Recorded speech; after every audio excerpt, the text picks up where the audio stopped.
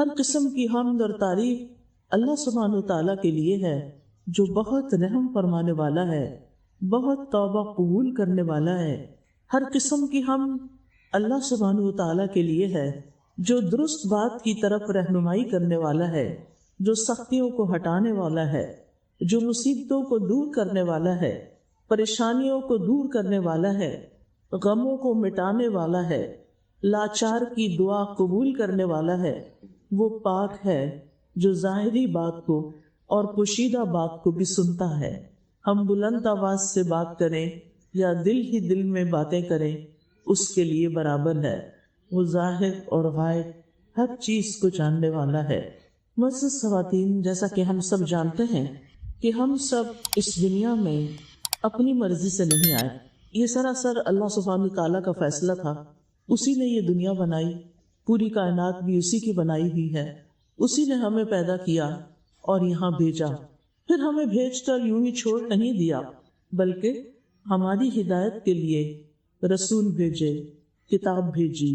رسول صلی اللہ علیہ وسلم کے بعد اللہ سبحانہ تعالیٰ نے بہت سے ایسے علماء، محدثین، مفسرین، فقہاء پیدا کیے کہ جنہوں نے لوگوں کی صحیح رستے کی طرف رہنمائی کی، کیونکہ انسان کو اپنی زندگی کے ہر موڑ پر، ہر کام میں صحیح بات کی رہنمائی چاہیے ہوتی ہے۔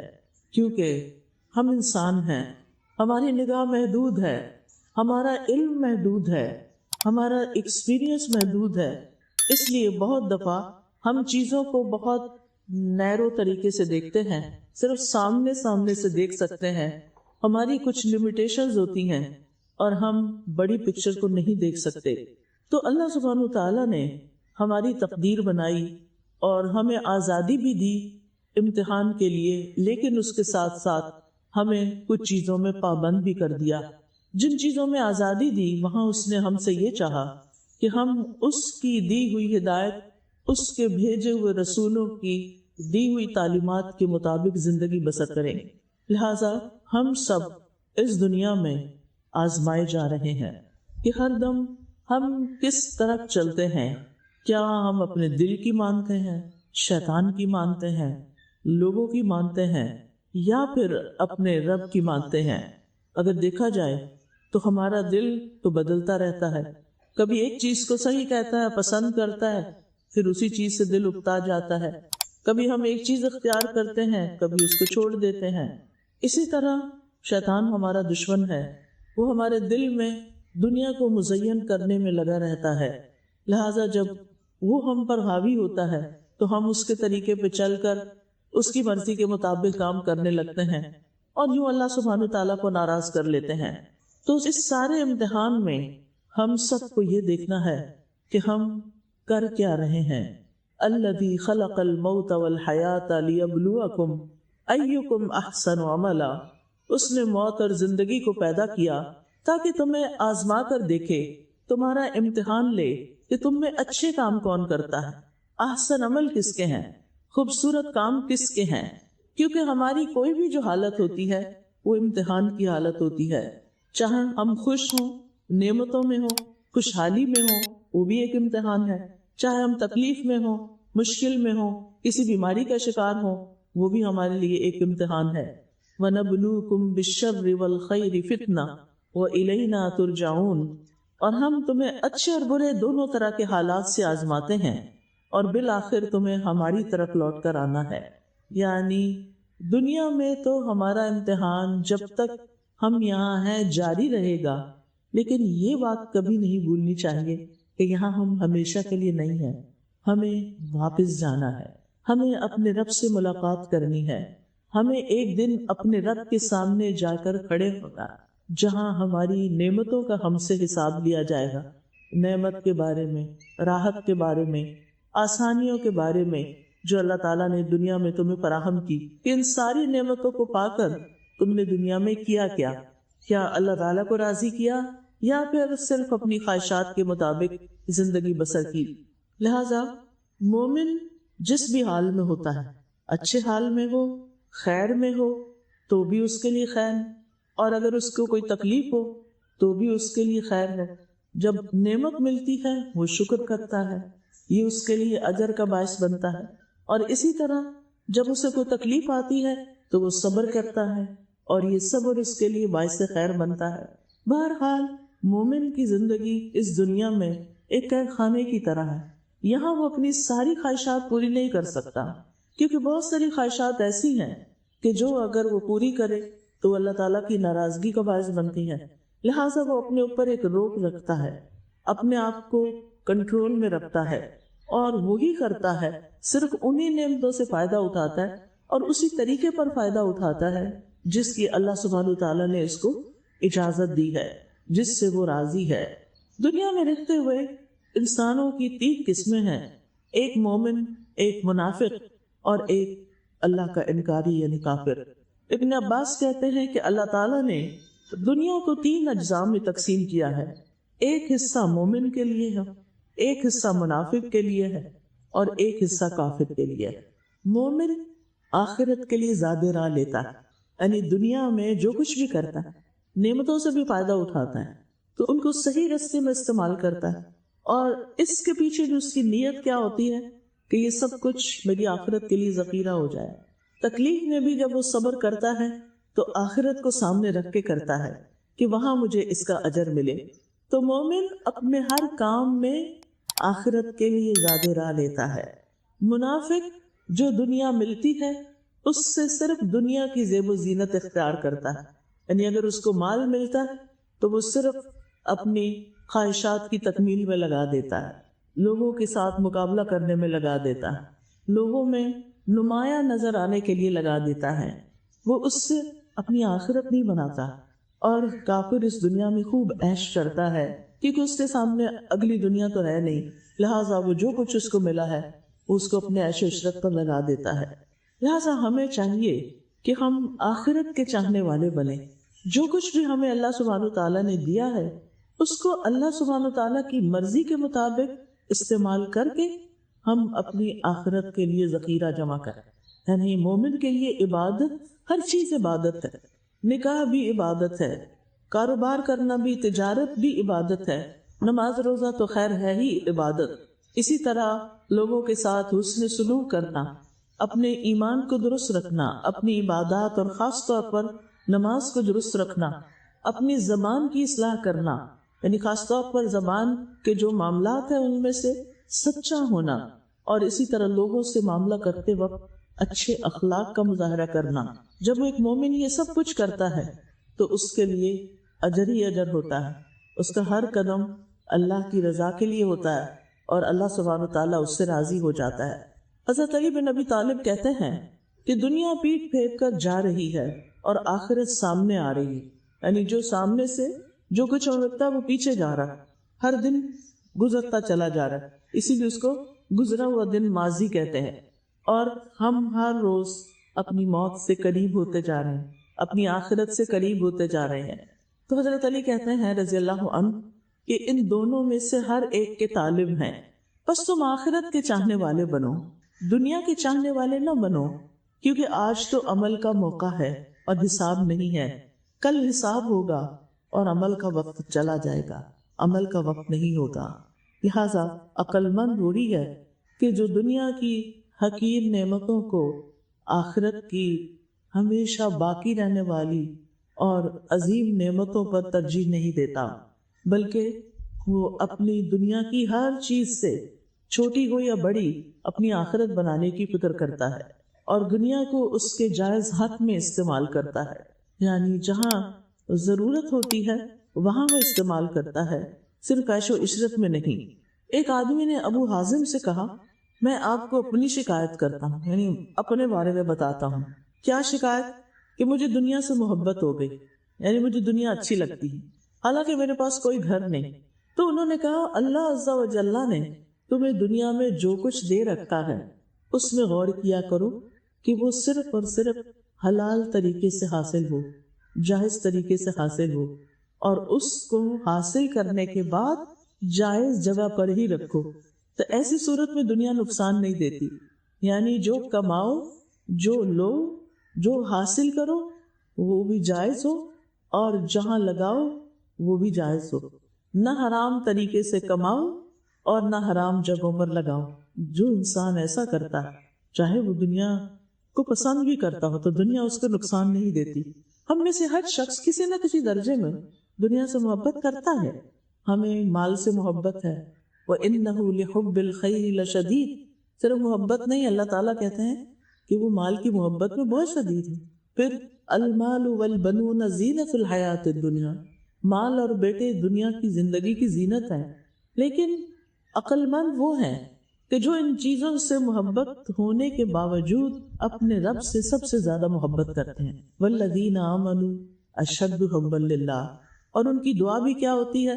اللہم ارزقنا حبک وحب من یحبک وحب عمل یقربنا الی حبک.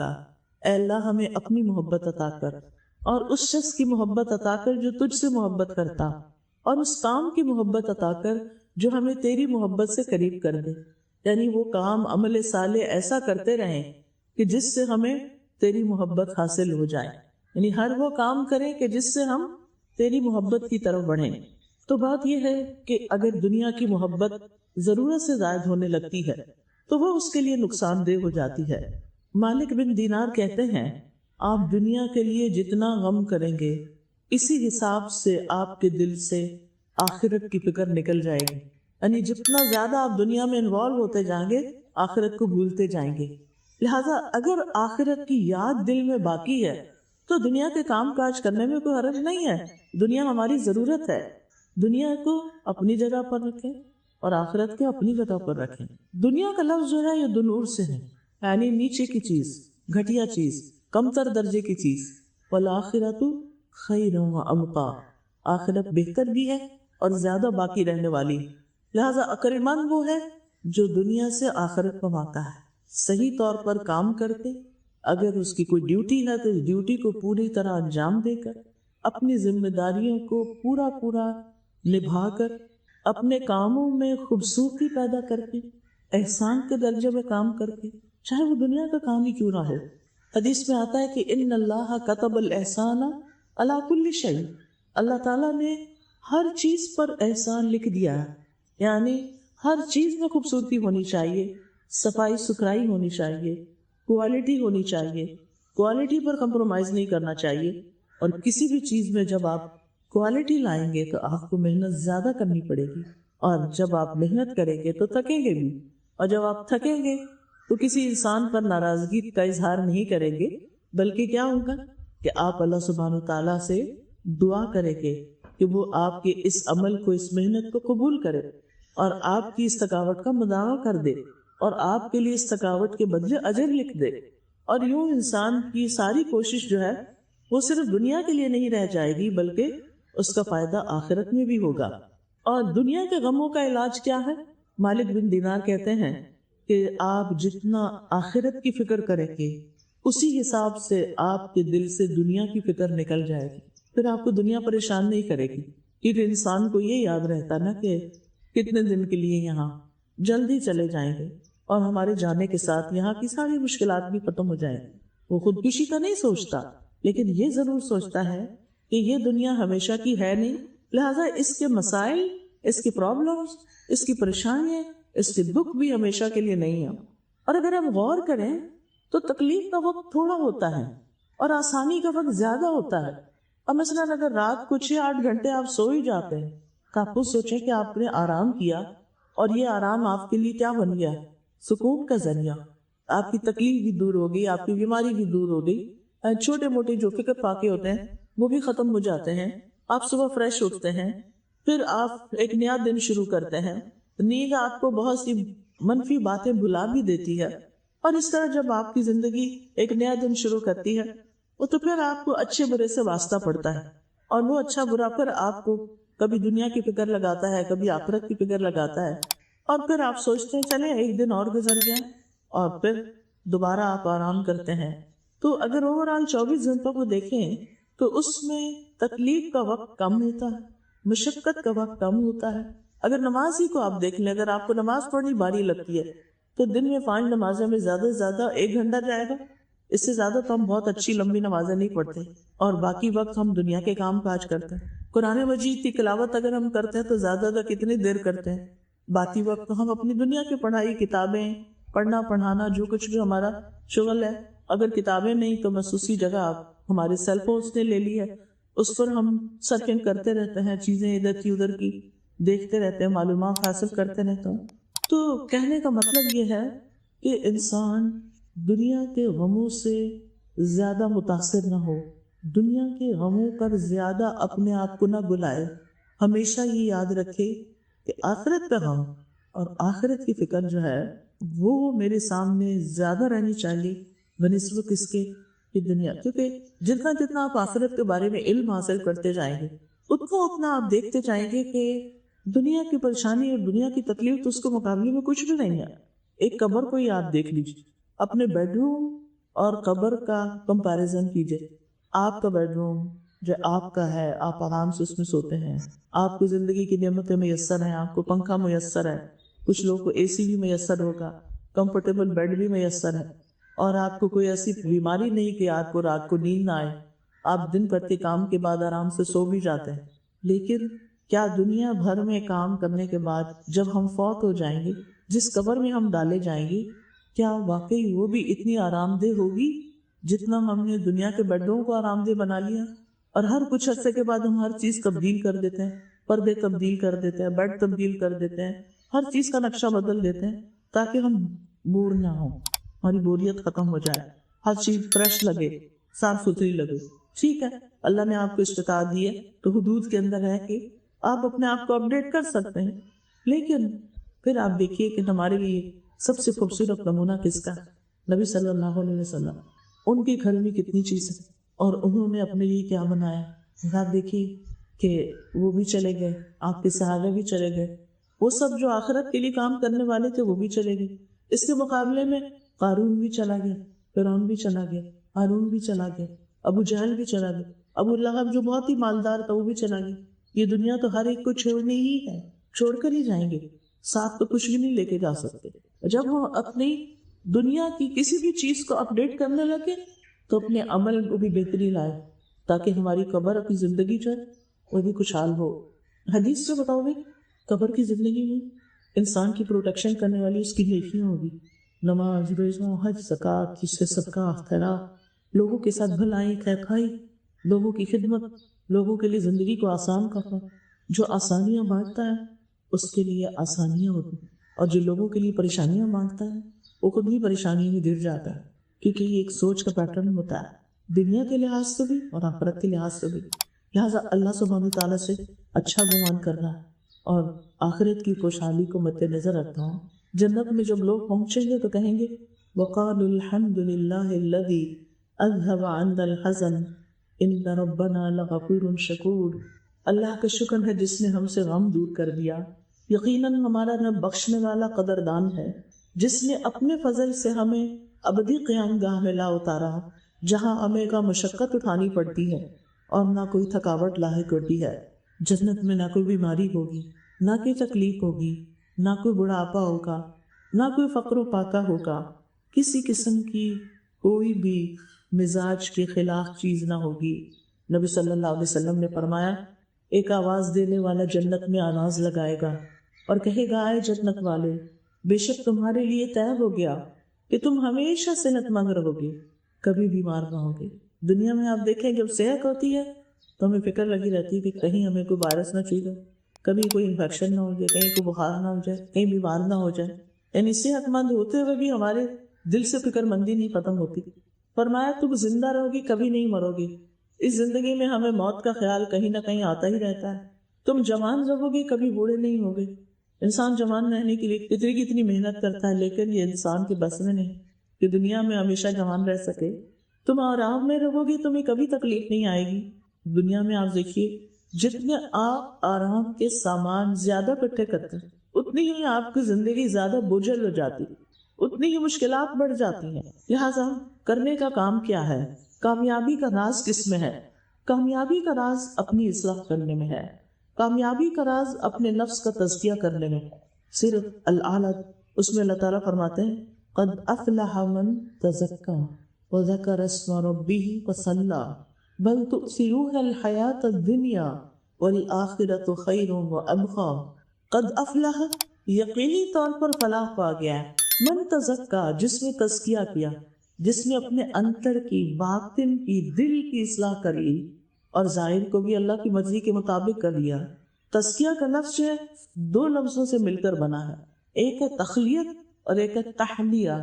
تخلیہ کا مطلب ہوتا ہے خالی کرنا، اور تحلیہ کا مطلب ہوتا ہے بیوٹیفائی کرنا، یعنی انسان اپنے دل کو بیکار کی فکروں، بیکار کی باتوں، بغض، کینہ، حسد، کفر، نفاق، شرک، ان سب چیزوں سے پاک کرے، اور پھر اس میں ایمان اور تقوی اور توکل اور اللہ سے محبت اور اللہ پہ بھروسہ اور اللہ سے اچھی امید، یہ ساری چیزیں اپنے دل میں ڈالیں، یعنی ان چیزوں کو حاصل کرے۔ تو جو شخص اس میں کامیاب ہو جاتا ہے کہ اپنے دل کی صفائی کر کے اس میں اچھی چیزیں بھر لیتا ہے، دراصل وہی کامیاب ہوتا ہے۔ قد افلح من تزکا وذکر اسم ربہ، اور اپنے رب کا نام یاد رکھا، وصلی، پھر نماز بھی پڑھی۔ تو یہ 3 صفات جس کے اندر ہوگی وہ کامیاب ہو جائے گا۔ موسیٰ علیہ السلام کو فرعون کی طرف اسی مقصد کے لیے بھیجا گیا۔ موسیٰ علیہ السلام جو فرعون کے دربار میں پہنچے تو اللہ سبحانہ وتعالیٰ نے ان کو جاتے ہوئے فرمایا اذهب الى فرعون انه طغى فقل هل لك الى ان تزكى، جاؤ بے شک فرعون سرکش ہو گیا، پھر کہنا کیا تم پسند کرتے ہو کہ تم پاک ہو جاؤ، یعنی میں تمہارا تزکیہ کروں۔ لیکن آپ کو معلوم ہے کہ فرعون کا جواب کیا تھا؟ فرعون نے پیغمبر کا راستہ اختیار کرنا پسند نہیں کیا۔ نبی صلی اللہ علیہ وسلم کو بھی انسانوں کی اصلاح کے لیے بھیجا گیا۔ پچھلے پیغمبر جتنے بھی گزرے ہیں وہ بھی انسانوں کی اصلاح کے لیے آئے، صرف ظاہر کی نہیں، دل کی اصلاح کے لیے بھی۔ اور دل کی اصلاح میں آپ دیکھتے ہیں کہ دل کے اندر دنیا کی محبت ہوتی ہے، دل کے اندر دنیا میں نقصان کا خوف ہوتا ہے، دل کے اندر شیطان انسان کے اوپر اٹیک کرتا ہے، جتنے بھی حسد، بغض اور انسانوں سے متعلق خرابیاں ہیں وہ سب دلی کے اندر رہتی ہیں۔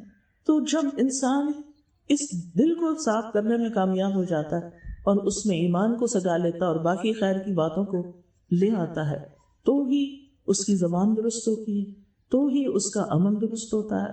اور پھر اہل ایمان کی صفت بھی یہی ہے کہ والذین هم للزکاة فاعلون، کہ جو مومن ہیں وہ اپنے نفس کو پاک کرتے رہتے ہیں، یعنی زکوٰۃ کے طریقے پر عمل کرنے والے ہیں۔ ابن کثیر کہتے ہیں کہ اس سے نفوس کی زکوٰۃ بھی مراد ہے اور اموال کی زکوٰۃ بھی مراد ہے۔ کامل مومن وہ ہے جو یہ دونوں کام کرتا ہے، اور کامیاب وہی ہے کہ جو تزکیے کا عمل جاری رکھتا ہے۔ یعنی فاعلون جو ہے یہ استمرار یا چیز کے لیے کنٹینیویشن کے لیے ہے، یعنی صرف ایک دفعہ کر کے ختم نہیں کر دیتا بلکہ مستقل طور پر ایسا کرتا رہتا ہے۔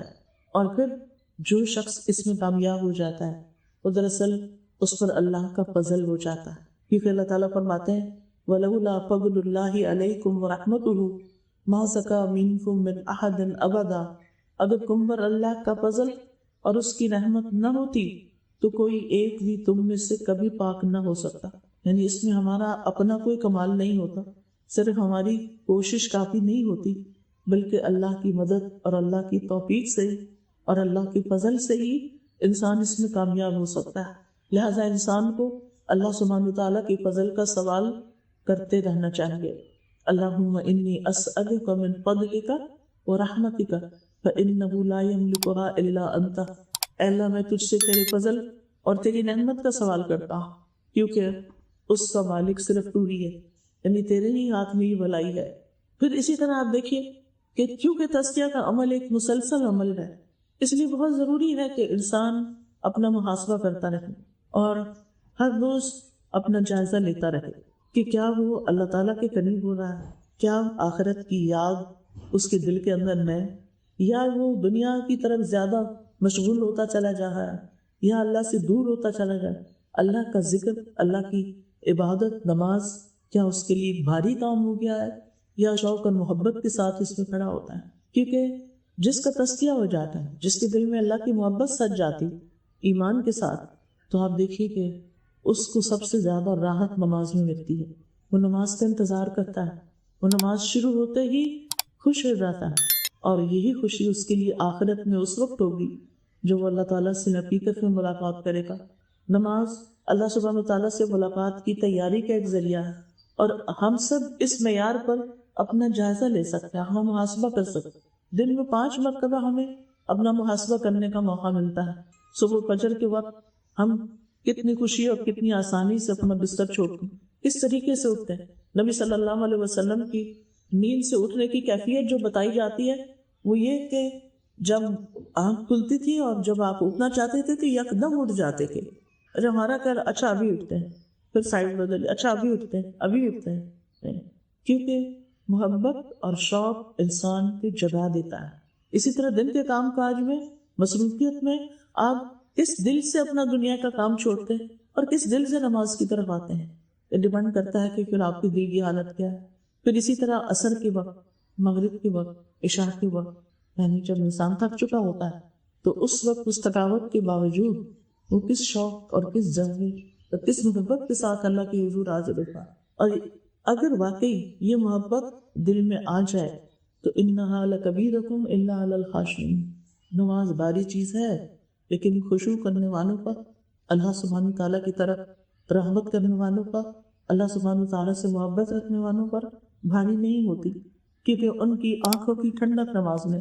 نبی صلی اللہ علیہ وسلم کیوں فرمایا کرتے تھے یا بلال اقم الصلاۃ ارحنا بنا، اے بلال نماز قائم کر کے ہمیں راحت پہنچاؤ، ہمیں خوش کر دو، ہمیں سکون دو۔ کیا آج ہماری نمازیں راحت کا ذریعہ ہے؟ ہم سب کو اپنے لیے سوچنا چاہیے۔ اور پھر بات کر رہی تھی میں محاسبے کی، تو اللہ سبحانہ و تعالیٰ تمام ایمان والوں سے خطاب فرماتے ہیں یا ایھا الذین آمنوا اتقوا اللہ ولتنظر نفس ما قدمت لغد واتقوا اللہ ان اللہ خبیر بما تعملون۔ اے ایمان والو، اللہ سے ڈرو اور ہر ایک کو یہ دیکھنا چاہیے کہ اس نے کل کے لیے کیا سامان کیا، دنیا کے کل کے لیے نہیں۔ وہ تو کوئی ہمیں نہ بھی کہے تو ہمارے اوپر وہ سوچ غالب ہی رہتی ہے، کل کیا ہوگا، چاہے وہ کل ٹمارو کا کل ہو یا آگے کی آئندہ زندگی جو دنیا کی وہ کل، اس کے لیے ہم بہت فکر کرتے ہیں۔ لیکن یہاں جس چیز کی طرف توجہ دلائی جا رہی ہے وہ آخرت کی کل ہے، وہ دن ہے جس کے بعد کوئی اور دن نہیں، الیوم الآخر ہے، آخری دن ہے۔ اس کے لیے کیا تیار کیا، یہ ہمیں ہر روز دیکھنا چاہیے کہ میں نے آگے کے لیے کیا تیار کیا ہے۔ اور یہ تبھی سوچ آ سکتی ہے جب ہم اپنا محاسبہ کرتے ہیں، اپنا جائزہ لیتے ہیں، اپنے آپ سے کچھ سوال کرتے ہیں، اپنے بارے میں اپنے ساتھ سچے ہوں گے، کیونکہ بعض اوقات ہم اپنے نفسوں کو بھی دھوکہ دے رہے ہوتے، ہم اپنے بارے میں بعض اوقات غلط فہمیوں کا شکار ہوتے ہیں۔ تو جو سیلف ایکچولائزیشن ہے، وہ اپنے آپ کو پہچاننا ہے، اپنی غلطیوں کو جاننا ہے، اپنے ریئل سیلف اور اپنے اصل کے نفس ہے، اور جو اندر ہمارے سب کچھ چھپا ہوا ہے جس کو اللہ کے سوا کوئی نہیں جانتا، یا پھر یہ کہ کچھ ہم خود دیکھنا چاہیں دل کی آنکھوں سے تو اپنے اندر دیکھ سکتے ہیں، لیکن ہم کتنا دیکھتے ہیں، کتنا دیکھنا چاہتے ہیں اور کتنا سننا چاہتے ہیں۔ یہی وجہ ہے کہ اگر امر بالمعروف اور نہی عن المنکر کے تقاضے کے طور پر کوئی شخص ہمیں ہماری برائی سے آگاہ کر دے، کوئی شخص ہماری برائی کی طرف ہمیں متوجہ کر دے، ہم اس کے دشمن ہو جاتے ہیں، ہم اس کی بات سننے کے تیار نہیں ہوتے، ہم اس کے ساتھ ڈسٹنس پہ ہو جاتے ہیں، یہ پھر میری کوئی غلطی مجھے بتائے، ہم اس سے نفرت کرنے لگتے ہیں۔ حالانکہ اسلامی معاشرے کا شعار کیا ہے، اسلامی معاشرے کی خوبصورتی کیا ہے کہ لوگ اپنے خال سے باہر نکلے اور ایک دوسرے کی خیر خواہی کرے اور ایک دوسرے کی اصلاح کرے اور ایک دوسرے کو وہ چیز دے کہ جس سے دوسرے کی بھلائی ہو، بہتری ہو۔ اور یاد رکھیے کہ نفس کی اصلاح آسان نہیں، یہ ایک جہاد ہے، اور حدیث میں آتا ہے سلسلہ صحیحہ میں نبی صلی اللہ علیہ وسلم نے فرمایا اللہ عز و جل کی ذات کی خاطر تیرا اخ نفس اور اپنی خواہش سے جہاد کرنا افضل جہاد۔ یعنی بعض اوقات انسان باہر کی برائیوں کے خلاف دوسروں کی غلطیوں کے بارے میں تو بہت کچھ کہہ سکتا اور بہت کچھ کر دیتا، لیکن اپنے بارے میں، اپنے لیے اللہ کی خاطر، اپنے آپ کو پہچان کر، اپنی غلطیوں کو جان کر، اپنی صلاحیتوں کو پہچان کر، پھر اپنے اوپر کتنا کام کرتے ہیں اور کس درجے میں ہم اپنے آپ کو آئیڈینٹیفائی کرتے ہیں کہ کہاں کہاں ابھی کمزوریاں باقی ہیں، اور پھر ان کو ایکسیپٹ کرتے ہیں اور پھر ان کے علاج کے لیے فکر کرتے ہیں۔ تو یہ سب ایک جہاد سے کم نہیں، کیونکہ انسان بعض اوقات حقیقت کا سامنا نہیں کرنا چاہتا، انسان حقیقت کو ڈینائی کرتا رہتا، یعنی اگر کوئی اسے احساس دلائے گی یا خود بھی کبھی احساس ہو، انسان اس کا انکار کرنا چاہتا ہے، ماننا نہیں چاہتا، لیکن جو ایسا کر لے وہ سب سے بہترین کام میں لگ گئے۔ کیونکہ اگر ہم ساری دنیا کی بھی اصلاح کرتے رہیں اور ہمارے اپنے اندر وہ سب چیزیں بری ہوئی ہیں کہ جس کی وجہ سے ہماری زبان، ہمارے رویے، ہمارے معاملات، ہمارا اخلاق بدنما ہو رہا ہے، تو ہم نے اپنے ساتھ ظلم کیا، ہم نے اپنے ساتھ کوئی خیر کا کام نہیں کیا۔ ہم دوسروں میں غلطیاں بہت جلدی نظر آ جاتی ہیں لیکن اپنے اندر میں میل نظر نہیں آتا۔ لیکن جو لوگ اس کام میں کامیاب ہو جاتے ہیں ان کے لیے خوشخبری بھی ہے، وَأَمَّا مَنْ خَافَ مَقَامَ رَبِّهِ وَنَهَى النَّفْسَ عَنِ الْهَوَىٰ فَإِنَّ الْجَنَّةَ هِيَ الْمَأْوَىٰ، اور رہا وہ جو اپنے رب کے سامنے کھڑے ہونے سے ڈر گیا اور اس نے نفس کو خواہشات سے روک لیا تو یقیناً جنت ہی اس کا ٹھکانہ ہوگی۔ یعنی جنت کا حصول اسی صورت میں ہو سکتا ہے کہ جب ہم اپنی اصلاح کریں، اپنے نفس کی اصلاح کریں۔ اور پھر دوسری طرف جو لوگ تزکیہ کرنے اور اس اصلاح میں کامیاب ہو جائیں ان کے لیے اللہ تعالیٰ نے بلند و بالا باغات اور درجات کا وعدہ کر رکھا ہے۔ وَمَن يَأْتِهِ مُؤْمِنًا قَدْ عَمِلَ الصَّالِحَاتِ فَأُولَٰئِكَ لَهُمُ الدَّرَجَاتُ الْعُلَىٰ جَنَّاتُ عَدْنٍ تَجْرِی مِن تَحْتِهَا الْأَنْہَارُ خَالِدِینَ فِیہَا وَذَلِکَ جَزَاءُ مَن تَزَکَّىٰ، اور جو بھی اس کے پاس مومن بن کر آئے گا، ایمان کے ساتھ اللہ کی حضور حاضر ہوگا جبکہ اس نے نیک اعمال بھی کیے ہوں گے۔ اب بعض اوقات ہم کہتے ہیں نا کہ لا الہ الا اللہ پڑھ کے سب جنت میں چلے جائیں گے۔ ہاں ایسا ہے کہ لا الہ الا اللہ پڑھنے والے ہمیشہ جہنم میں نہیں رہیں گے، لیکن لا الہ الا اللہ کے تقاضے بھی ہیں اور ان تقاضوں میں اللہ تعالیٰ نے خود بتا دیا کہ وَمَن يَأْتِهِ مُؤْمِنًا، ایمان لے آئے ہیں لیکن قد عمل الصالحات اور اس کے بعد نیک عمل بھی کیے، فَأُولَٰئِكَ لَهُمُ الدَّرَجَاتُ الْعُلَىٰ، ایسے لوگوں کے لیے بلند و بالا درجات ہیں۔ کیا ہے؟ جنات و عدن، عدن کے باغات، ہمیشگی کے باغات، تجری من تحتها الانہار، جن کے نیچے نہریں بہ رہی ہوں گی، خالدین فیہا، جس میں وہ ہمیشہ رہنے والے ہیں، وذالک جزاء من تزکیٰ، اور یہ بدلہ ہے اس کا جس نے تزکیہ اختیار کیا، پاکیزگی اختیار کی۔ اور یہ یاد رکھیے کہ جب تک ہم خود اپنی اصلاح کی فکر نہیں کریں گے، ارادہ نہیں کریں گے، چاہیے نہیں، اس وقت تک اصلاح نہیں ہو سکتی۔ چاہے آپ کتنے بھی لیکچر سن لیں، کتنی بھی کلاسز اٹینڈ کر لیں، کچھ بھی کریں، تو ہمیں یہ ڈیسائیڈ کرنا ہوگا۔ اب دیکھیے اگر ہماری نظر اپنی غلطیوں پر ہو اور اس بات کا احساس ہو کہ مجھے ان کو دور کرنا، تو پھر ہم ضرور پلان کریں گے کہ کیسے۔ اگر آپ کے کپڑوں پہ کوئی دھبا لگ جاتا ہے، آپ کے کارپیٹ میں کچھ گر جاتا ہے، آپ کے برتن گندے ہو جاتے ہیں، تو آپ طریقہ جانتے ہیں کہ ان کو صحیح کیسے کرنا، صاف کیسے کرنا، چمکانا کیسے، کیونکہ آپ کو ایک تڑپ لگ جاتی کہ یہ دھبا اچھا نہیں لگ رہا۔ اسی طرح جب اپنی غلطی کسی کو نظر آ جاتی ہے اور اس کو یہ احساس ہو جاتا ہے کہ یہ اللہ کی نظر میں اس کی شخصیت پر ایک داغ ہے اور اللہ تعالیٰ کو یہ پسند نہیں، اور اللہ سے ملاقات سے پہلے مجھے اپنے آپ کو صاف ستھرا کرنا ہے، تو پھر وہ ضرور اس کی نیت بھی کرے گا، ارادہ بھی کرے گا اور اس کے لیے کوشش بھی کرے گا۔ تو ان اللہ لا یغیر ما بقوم حتی یغیروا ما بانفسہم، اللہ تعالیٰ کسی قوم کی حالت نہیں بدلتا جب تک کہ وہ خود اس کو نہ بدل دے جو ان کے دلوں میں ما بانفسہم، یا ان کی ذات میں ہے۔ اور یاد رکھیے کہ نفس کی اصلاح جو ہے جسم کے علاج سے زیادہ مشکل ہے، جسمانی بیماریوں سے زیادہ مشکل ہے۔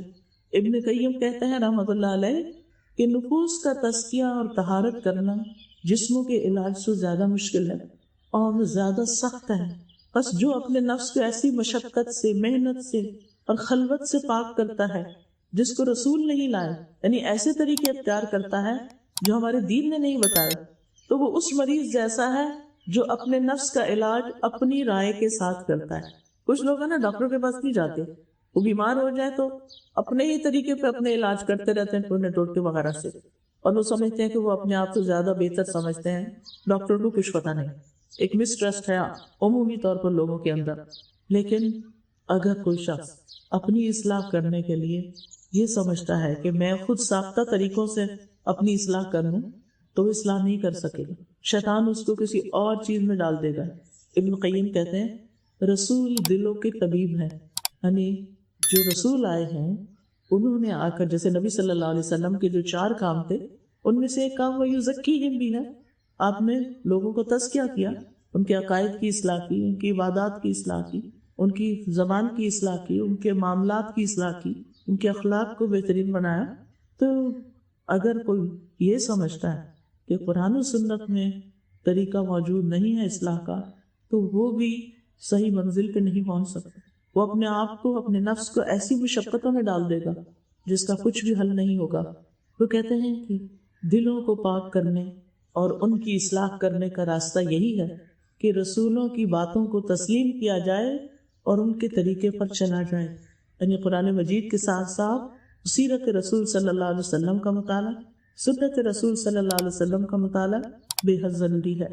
اب کیا کیا کام کرنے ہوں گے اس اصلاح کے لیے؟ اپنی سب سے پہلے تو یہ کہ اپنی زندگی سے ہر طرح کا شرک نکالنا، اپنے ایمان پہ قائم کرنا، ایمان کی مضبوطی کے طریقے اختیار کرنے ہیں. پھر اللہ کا تقوی اختیار کرنا ہے. اللہ کا تقوی، وَمَن يَتَّقِ اللَّهَ يَجْعَل لَّهُ مِنْ أَمْرِهِ يُسْرًا، جو اللہ سے ڈرتا ہے، اللہ کا تقوی اختیار کرتا ہے، اللہ تعالیٰ اس کا کام آسان کر دیتے ہیں.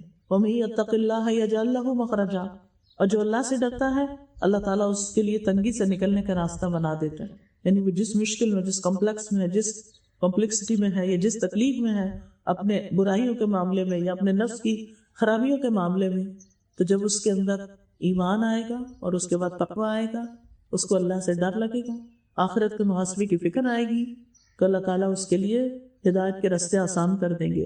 سلف صالحین میں سے کسی نے کہا کہ اتقوا اللہ حق تقاتہ ہی سے مراد یہ ہے کہ اللہ کی اطاعت کی جائے، اس کی نافرمانی نہ کی جائے، اس کا ذکر کیا جائے، اس کو بھولا نہ جائے، اس کا شکر کیا جائے اور اس کی ناشکری نہ کی جائے.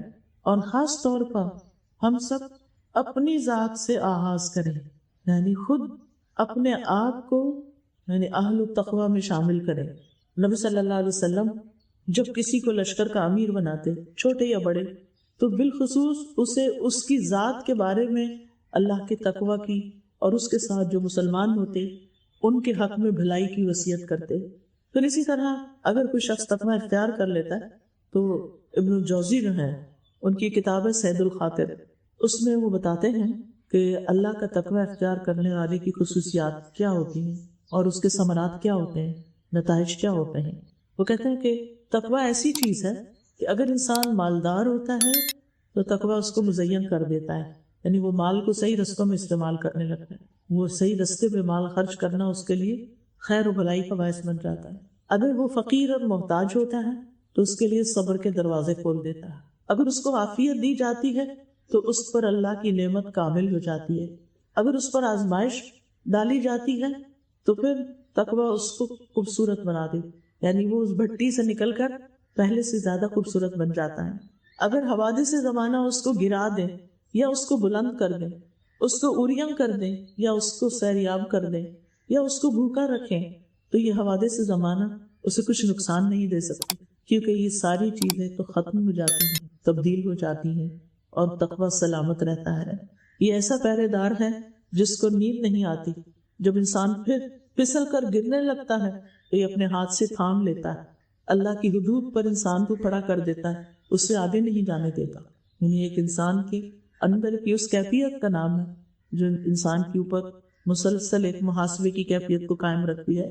پھر اسی طرح تزکیہ کے لیے اللہ پر بھروسہ کرنا، اللہ پر توکل کرنا بڑا ضروری ہے، کیونکہ جب انسان کچھ چیزوں کو چھوڑتا ہے اپنی زندگی میں جن سے وہ غلط طریقوں سے بہت فائدہ اٹھا رہا تھا، تو شیطان اس کو فقر میں مبتلا ہونے یا اور طریقوں سے قوم زدہ کرتا ہے. لیکن جو شخص اللہ پہ بھروسہ کر لیتا ہے کہ میں اللہ کی خاطر غلط کام چھوڑ رہا ہوں، تو اللہ سبحانہ وتعالیٰ اس پہ کافی ہو جاتا ہے. وَمَن يَتَوَكَّلْ عَلَى اللَّهِ فَهُوَ حَسْبُهُ. پھر اسی طرح یہ ہے کہ انسان کو اس کام میں اللہ سے مدد مانگنی چاہیے. اپنی تمام حاجات، اپنی کمزوریاں، اپنی مجبوریاں، اپنی پریشانیاں، اپنے مسائل، اپنے غموں کی فریاد، ان کی روداد، یہ سب کچھ اللہ کے سامنے رکھنا چاہیے، جیسے کہ ہم دیکھتے ہیں قرآن مجید میں پیغمبروں کا طریقہ رہا ہے. پھر دوسری چیز یہ کہ عبادات کے ذریعے، یہ تو دل کے اوپر آنے والی واردات تھی، عبادات کے ذریعے نفس کی اصلاح کی جائے، کیونکہ نیک عمل زندگی میں آسانی پیدا کرتے ہیں. یعنی اپنی عبادات کو باقاعدہ ادا کرنے کا طریقہ سیکھا جائے. ایک وضو کا طریقہ عبادت کا نہیں آتا، طہارت کا طریقہ نہیں آتا، یعنی جو بنیادی چیزیں ہیں اسلام میں جو ہمارے ایمان کا ایک بڑا حصہ ہے، نماز کا طریقہ نہیں آتا. تو اپنی پہلی فرصت میں نماز کا پراپر طریقہ سیکھیے کہ کہیں کوئی کمی تو نہیں. جو جاننے والے علم والے ہیں ان سے چیک کروائیے، کیونکہ جب صحیح طور پر عبادت ہوگی تو انشاءاللہ زندگی میں بہت آسانی بھی ہوگی. وَأَمَّا مَنْ آمَنَ وَعَمِلَ صَالِحًا فَلَهُ جَزَاءً الْحُسْنَى وَسَنَقُولُ لَهُ مِنْ أَمْرِنَا يُسْرًا. جو ایمان لایا اور اس نے نیک عمل کیا تو اس کے لیے بدلے میں بھلائی ہے، ان قریب ہم اسے اپنے کام میں سراسر آسانی کا حکم دیں گے. پھر اسی طرح امام ابن تیمیہ کہتے ہیں اطاعت کا انجام دنیا اور آخرت کی سعادت اور بھلائی ہے. وہ کہتے ہیں کہ مخلوقات میں سب سے زیادہ خوش نصیب وہ ہے جو اللہ کی عبادت اور اطاعت میں سب سے آگے ہوتا ہے. وہ کہتے ہیں کہ بندے کی سعادت یہ ہے کہ اسے جس چیز کا حکم دیا گیا وہ انجام دے اور جس چیز سے منع کیا گیا اس کو چھوڑ دے. اور یہ کس سے ہوگا؟ علم حاصل کرنے سے ہوگا، جاننے سے ہوگا کہ ہمارا رب کیا چاہتا ہے اور کن چیزوں کو چھوڑنے کا حکم دیتا ہے. تو نیک اعمال اور ان میں خصوصاً فرائض کی پابندی اور اپنے آپ کو اللہ کی عبادت کے لیے فارغ کرنا. جیسے ہم اپنا ٹائم ٹیبل بناتے ہیں ساری چیزوں کے لیے، سارے کاموں کے لیے، دن بھر کی ذمہ داری، ایسے نمازوں کا باقاعدہ ٹائم ٹیبل بنانا چاہیے کہ اس کام کے دوران یہ نماز کہاں اور کیسے ادا ہوگی. کیونکہ نماز نفس کے تزکیے کا بہترین طریقہ ہے، بہترین ذریعہ ہے. ان الصلاۃ تنہی عن الفحشاء والمنکر، نماز انسان کو بے حیائی اور برائی سے روکتی ہے. پھر زکوٰۃ اور صدقات انسان کو پاک کرتے ہیں، کیونکہ انسان مال کی محبت میں جو گرفتار ہوتا ہے تو اس میں پھر انسان کے اندر بہت سی خرابیاں آنے لگتی ہیں. یعنی بخل جو ہے ایک بدترین صفت ہے انسان کی. تو ایسی صورت میں انسان صدقہ اور خیرات اور زکوٰۃ کے ذریعے اپنے نفس کو پاک کرتا ہے. اللہ تعالیٰ فرماتے ہیں خذ من اموالہم صدقۃ تطہرہم بہا، ان کے مالوں میں سے صدقہ لیجیے، اس کے ذریعے ان کو پاک کیجیے. تو ایسے تو روٹین میں روز صدقہ کرنا چاہیے، لیکن جب وہ دل بوجھل ہو، جب دل کے اندر پریشانیاں آئیں تو اس وقت انسان کو مزید صدقہ بڑھا دینا چاہیے. آپ دیکھیں کہ اس وقت دنیا کے حالات جس طرف جا رہے ہیں اور آئندہ جو پریڈکشن ہے یہ کہ اور بھی اس سے بھی مشکل ہوں گے. تو ایسی صورت میں انسان صرف پریشان ہو کے مسائل کو حل نہیں کر سکتا، لیکن اللہ پہ توکل، اپنی اصلاح اور اپنی غلطیوں کا نظر اور اپنی زندگی سے اسراف اور فضولیات کو نکالنا. کیونکہ بہت سی چیزیں ہماری ضرورت نہیں ہوتی، ہم صرف تعیش کی خاطر، ہم صرف خواہشات کی تکمیل کی خاطر وہ کرنے ہوتے ہیں. تو ہمیں اپنی زندگیوں کا جائزہ لینا ہوگا کہ ہم اگر دنیاوی اعتبار سے بھی مشکلات سے نبٹنا چاہتے ہیں تو ہمیں کن کن چیزوں کو چھوڑنا ہے. اگر آپ دیکھیں کھانے کا معاملہ ہو، پہننے کا معاملہ ہو، شادی بیاہ کا معاملہ ہو، کہیں بھی لین دین کا معاملہ ہو، ہم اس میں جس طریقے پر جس طرح زندگی پر چل رہے ہیں اس میں زیادہ تر اسراف کا پہلو ہے. اور ان المبذرین کانوا اخوان الشیاطین اور ان اللہ لا یحب المسرفین، اللہ سبحانہ تعالیٰ اسراف کرنے والوں سے محبت نہیں کرتا. ہم دیکھیے اگر ہم اپنی وارڈروب بھی کھول کے دیکھ لیں کہ ہمیں کتنے کپڑوں کی ضرورت ہے، ہمیں اپنے کچن کو دیکھ لیں کتنے کھانوں کی ضرورت ہے، اور باقی چیزوں کو اپنا جائزہ ہمیں خود لینا ہے. تو انشاءاللہ جب اللہ کا تقویٰ ہو، اللہ کا ڈر ہوگا، گھر والوں کے حقوق، باہر والوں کے حقوق، اپنے سے نیچے والوں کی ضروریات پوری کرنے میں لگیں گی تو اللہ کا وعدہ ہے جو کسی کی ضرورت پوری کرتا اللہ تعالیٰ اس کی ضرورت پوری کرتا ہے. پھر تزکیہ ہو نہیں سکتا جب تک قرآن سے مضبوط تعلق نہ ہو. تو ہمیں قرآن کے ساتھ مضبوط تعلق جوڑنا ہے، اور قرآن سے تعلق جوڑنے میں بندے کی سعادت ہے. ابن قیم کہتے ہیں کہ کسی ایک آدمی سے پوچھا گیا کہ ہم روزانہ کتنا قرآن پڑھیں؟ انہوں نے کہا اتنا پڑھو جتنی آپ خوش نصیبی اور سعادت چاہتے ہیں. تو بعض مفسرین کہا کرتے تھے ہم قرآن پڑھنے میں مشغول ہوئے تو دنیا کی برکتوں نے ہمیں ڈھانپ لیا، خیرات نے ہمیں ڈھانپ لیا. لہٰذا ہم میں سے ہر شخص اپنا جائزہ لے کہ وہ قرآن سے کتنا تعلق رکھتا ہے. اور پھر صرف تعلق نہیں کہ صرف صبح اٹھ کے کچھ پڑھ لیا اور یا برکت کے لیے کھول لیا یا لٹکا لیا، یا نہیں، اس سے سبق کتنا لیا. کیونکہ قرآن مجید میں آتا ہے ان الذین یتلون کتاب اللہ، ایک ہوتی ہے قرات اور ایک ہوتی ہے تلاوت. قرات جو ہوتی ہے وہ الفاظ کا پڑھنا ہے جیسے ہم عام طور پر ناظرہ پڑھ رہے ہوتے ہیں، اور تلاوت تلا یتلو، تلاوت کا مطلب تو پیچھے آ. عربی میں کہتے ہیں جاء زید یتلوہ خالد، زید آیا اس کے پیچھے خالد بھی آ گیا، یعنی پیچھا کرنا، کسی کا اتباع کرنا. جب اللہ تعالیٰ فرماتے ہیں الذین آتیناہم الکتاب یتلونہ حق تلاوتہ اولئک یؤمنون بہ، وہ لوگ جنہیں ہم نے کتاب دی وہ کتاب کی ایسی تلاوت کرتے ہیں جیسی تلاوت کا حق ہے. یہ صرف تجوید ٹھیک کرنے کا کام نہیں ہے، اس کو سمجھنا، اس پر عمل کرنا، اس کو اپنا امام بنانا، اس کو اپنے سامنے رکھنا، بنی اسرائیل کی طرح پیٹھ پیچھے نہیں پھینکنا.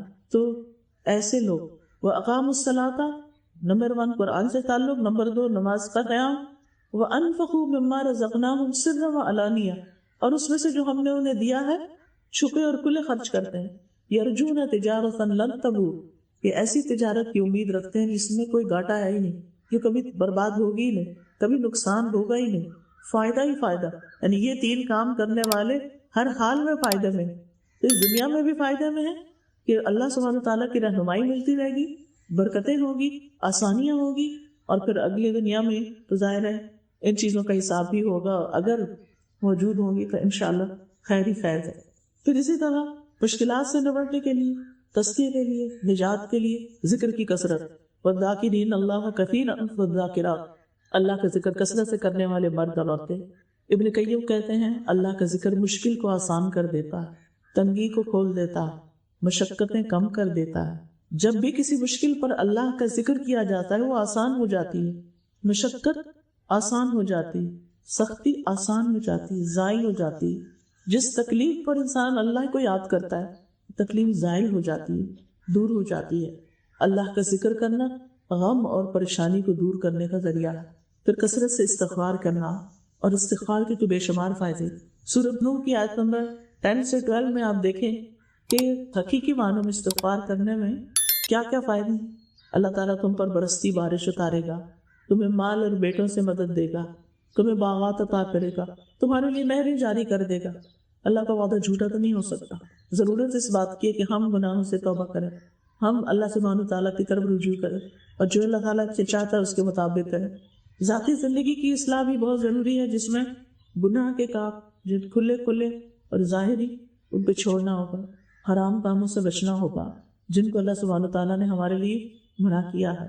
پھر اسی طرح اور بری عادات جیسے بخل، خواہش نفس جس کی پیروی کی جائے، اور گمراہ لوگ جن کو ہم فالو کرتے ہیں ان سے بچنا ہوگا. نبی صلی اللہ علیہ وسلم نے فرمایا مجھے تمہارے متعلق ان گمراہ کن خواہشات سے سب سے زیادہ اندیشہ ہے جن کا تعلق پیٹ اور شرمگاہ سے ہے، اور اپنی مرضی پہ چلنے کی گمراہی کا اندیشہ بھی ہے کہ لوگ اپنی مرضی کریں گے، اللہ کی مرضی پیچھے چھوڑ دیں گے. پھر فضول چیزوں سے بچنا، فضول کاموں سے، سوشل میڈیا کی فضول چیزوں سے الگ رہنا.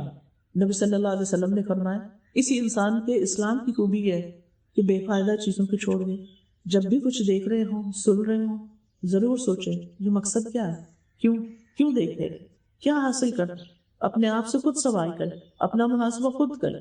پھر اسی طرح دنیا کی حرص اور لالچ سے بچنا ہے، دنیا کی دوڑ سے بچنا ہے، اور دنیا سے زہد اختیار کرنا، یعنی دنیا کی محبت نہیں، اپنی ضروریات زندگی کو لمیٹڈ کرنا ہے، بغیر ضرورت کی دنیا نہیں خریدنی، سادگی کو اختیار کرنا ہے. اسی میں دنیا کی آسانی ہے، اور آخرت میں بھی حساب کم. اسراف اور فضول خرچی کو چھوڑنا ہے، پھر مال کو ناحق جگہوں پہ خرچ نہیں کرنا، دنیا کا ساز و سامان کم سے کم کرنا ہے، ضرورت کا کھانا پینا ہے. پھر لباس میں بھی زہد. آج آپ دیکھیں کہ ہم یعنی کس ریس میں لگے ہوئے ہیں. خاص طور پر آپ دیکھیے کہ جب کوئی نیا برانڈ کھلتا ہے یا سیل لگتی ہے تو آپ کے سامنے یہ حالات کہ خواتین کس طریقے سے یعنی ان تمام چیزوں میں شریک ہوتی ہیں. اور یعنی کہ بعض اوقات انسان زبان سے بھی ایسی بات نہیں بتا سکتا کہ جو بالکل ہی حیا کے بھی منافی اور انسان کی عزت نفس کی بھی منافی ہوتی ہے. اور میں کبھی ایسی کوئی چیز نظر سے گزر جائے یا کوئی ذکر کرتے تو ہمیشہ بولتی ہوں کہ اس ساری مشقت کے پیچھے واقعی ضرورت ہے یا صرف مقابلہ ہے.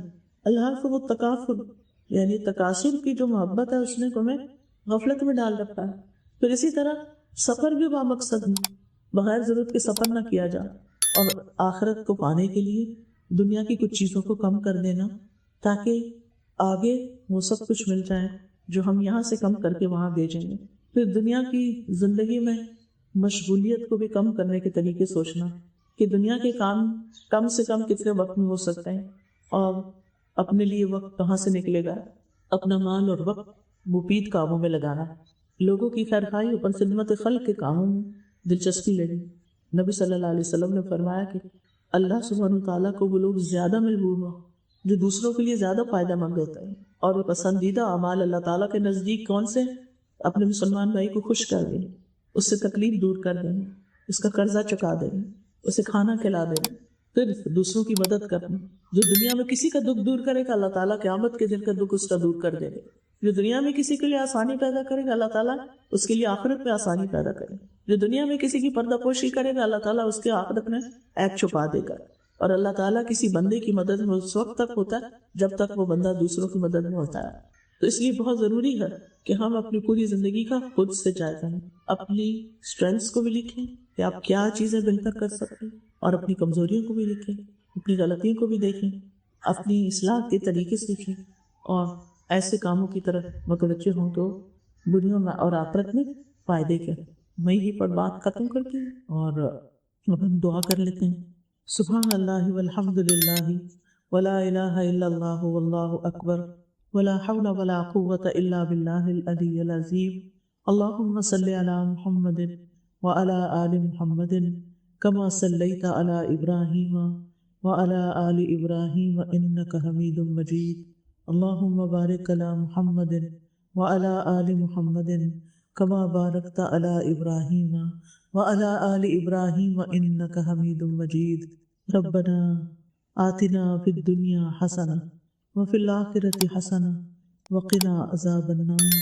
ربنا لا تزغ قلوبنا بعد اذ ہدیتنا وہب لنا من لدنک رحمہ انک انت الوہاب۔ ربنا ہب لنا من ازواجنا وذریاتنا قرۃ اعین واجعلنا للمتقین اماما۔